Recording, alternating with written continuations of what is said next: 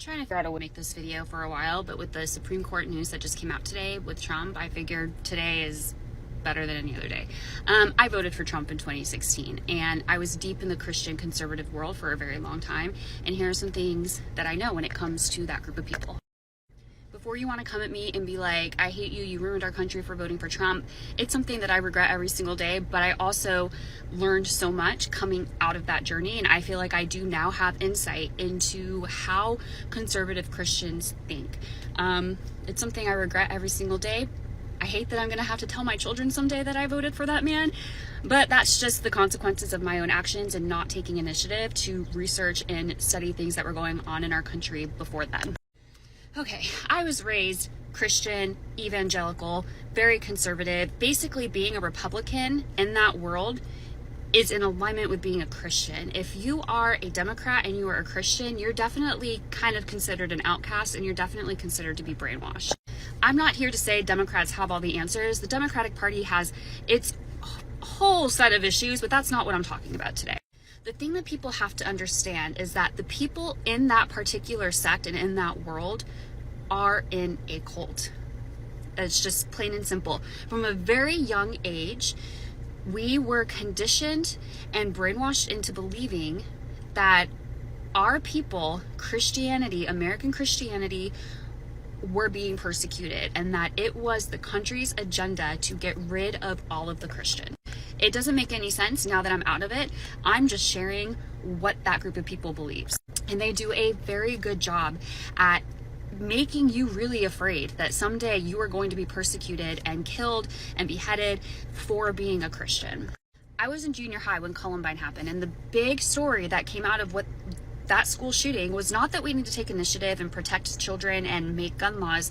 The big story was a completely fabricated lie about Cassie Bernal being killed because the shooter asked if she believed in God, and she said yes, and she was murdered.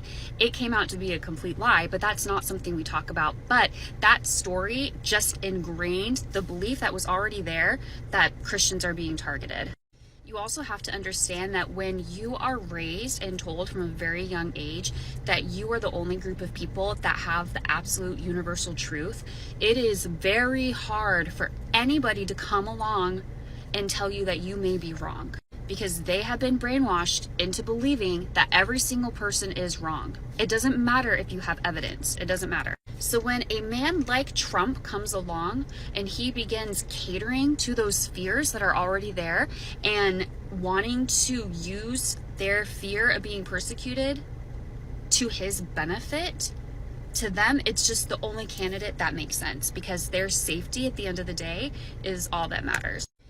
Coming out of that world and seeing it for what it is now sometimes makes it harder for me to feel like there's any hope to get through to that group of people, because I knew what it felt like to be in that mindset. In the 2016 election, I fasted before the election so that Hillary would not win, because I had just believed what they told me, that Hillary was going to be the downfall of America. And you have to keep in mind, a lot of these churches have big name prophets that come in and they use the name of God to try to sway the vote. And when you are conditioned to believe that you will go to hell if you are not following the word of God, that's a really hard